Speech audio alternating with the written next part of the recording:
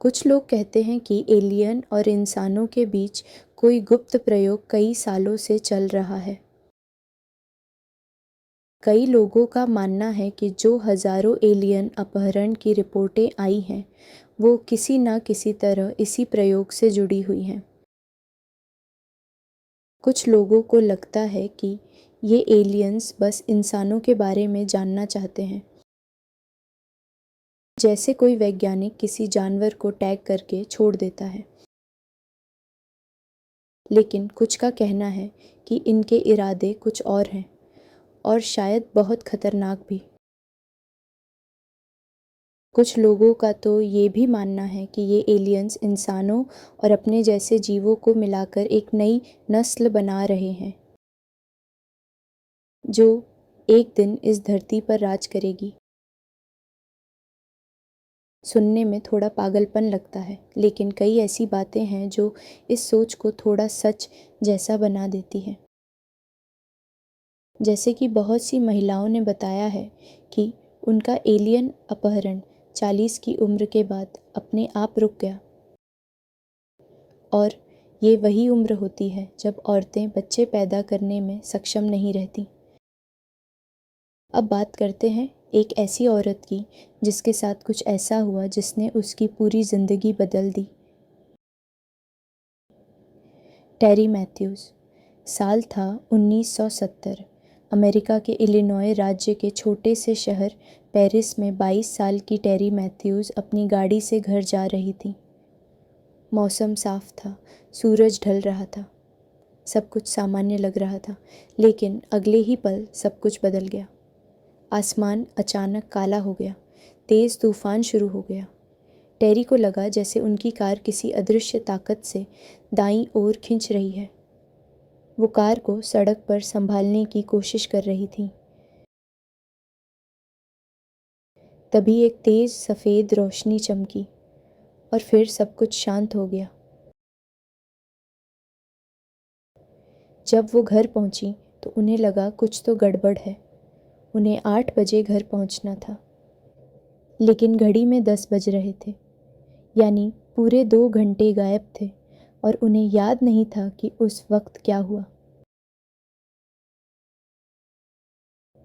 अगले कुछ सालों में टेरी ने अपने शरीर पर अजीब नीले निशान देखे। उन्हें बार बार ब्लैकआउट जैसा महसूस होने लगा, मतलब कुछ घंटों की यादें गायब। वो अक्सर आसमान में अजीब रोशनी देखती और उसे डरावने सपने आते। इतने असली लगते थे कि उन्हें लगता था ये सपने नहीं, असली यादें हैं। धीरे धीरे उन्हें यकीन हो गया कि उनका अपहरण एलियंस ने किया है। लेकिन उन्हें पूरी बात याद नहीं थी। फिर उन्होंने यूएफओ रिसर्चर डेविड जैकब से संपर्क किया। उन्होंने कहा कि अगर टेरी हिप्नोसिस करवाएं तो शायद पुरानी यादें वापस आ सकें।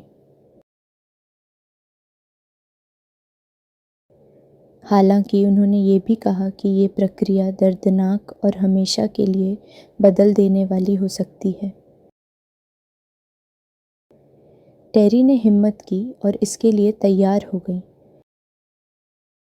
हिप्नोसिस के दौरान टेरी को 1970 की वो रात याद आने लगी। उन्होंने बताया कि कैसे मौसम अचानक बदल गया था, कैसे उन्होंने कार रोकी और देखा कि आगे एक विशाल चमकीली डिस्क जैसी चीज़ हवा में तैर रही थी। 6 ग्रे रंग के एलियंस उनकी तरफ आ रहे थे। वो डर गई, कार से उतर कर भागी, लेकिन तभी एक सफ़ेद तेज रोशनी ने उन्हें घेर लिया। अगली बात जो उन्हें याद है वो ये कि वो किसी अजीब कमरे में थी। शायद उस स्पेसशिप के अंदर। वहाँ उन एलियंस ने उनसे कहा कि वे अपने कपड़े और गहने उतार दें। फिर उन्होंने कहा कि टेरी गर्भवती है। और उन्होंने बताया कि वो उनके बच्चे को ले जाएंगे और उसकी जगह दूसरा बच्चा रख देंगे। किसी को नहीं पता उस बच्चे का क्या हुआ, लेकिन कुछ समय बाद टेरी माँ बनी। कुछ लोगों का मानना है कि उनका पहला बच्चा असल में हाइब्रिड बच्चा था, जिसे वो एलियंस अपने साथ ले गए थे। 3 साल बाद टेरी ने फिर से हिप्नोसिस करवाया। इस बार उन्हें और बातें याद आईं। उन्होंने बताया कि उन्होंने एक औरत को देखा जो एक बच्चा ली थी। वो औरत इंसान जैसी थी, लेकिन पूरी नहीं। उसकी आंखें बड़ी थीं, चेहरा अजीब था। उसने वो बच्चा टेरी को दिया और कहा, ये तुम्हारा बच्चा है। टेरी ने देखा। बच्चे की त्वचा हल्की गुलाबी और ग्रे रंग की थी, आंखें बड़ी थीं और वो बच्चा उन्हें ध्यान से देख रहा था, जैसे सब कुछ समझ रहा हो। थोड़ी देर बाद वो एलियंस बच्चा वापस ले गए।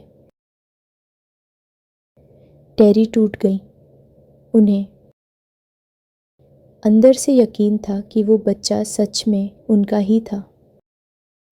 टेरी की कहानी का कोई ठोस सबूत नहीं मिला, लेकिन 2 बातें थीं जो इस केस को और दिलचस्प बनाती हैं। पहली, कई बार एक ही परिवार की अलग-अलग पीढ़ियों को एलियंस ने अपहरण किया है। शोधकर्ताओं का कहना है कि शायद कुछ खास जीन या खून की लाइनों में एलियंस की दिलचस्पी होती है। दूसरी, कई औरतों ने भी बताया है कि उनके साथ भी ऐसे रिप्रोडक्टिव एक्सपेरिमेंट हुए हैं। डेविड जैकब्स का मानना है कि एलियंस एक नई हाइब्रिड नस्ल बना रहे हैं, जो धीरे धीरे इंसानों के बीच घुल मिल जाएंगी और एक दिन शायद इस दुनिया को अपने तरीके से चलाएंगी। कुछ लोग इसे डरावना मानते हैं, लेकिन कुछ का कहना है कि शायद एलियंस सिर्फ हमें समझना चाहते हैं, न कि हमें नुकसान पहुंचाना। कई सालों तक हिप्नोसिस करवाने के बाद टेरी ने अपने सोते वक्त की रिकॉर्डिंग करनी शुरू की और हैरानी की बात ये थी कि उस दिन के बाद से उनके साथ ऐसी कोई घटना नहीं हुई। धीरे धीरे उन्होंने अपनी ज़िंदगी सामान्य बना ली। वो अब शांति से जी रही हैं, लेकिन उनकी कहानी आज भी उन रहस्यमय घटनाओं में से एक है जिसे दुनिया के यूएफओ शोधकर्ता सबसे ज़्यादा गंभीरता से लेते हैं। 1970 की वो रात, इलिनॉय की वो सड़क और वो गायब हुए 2 घंटे आज तक एक गहरा रहस्य बने हुए हैं।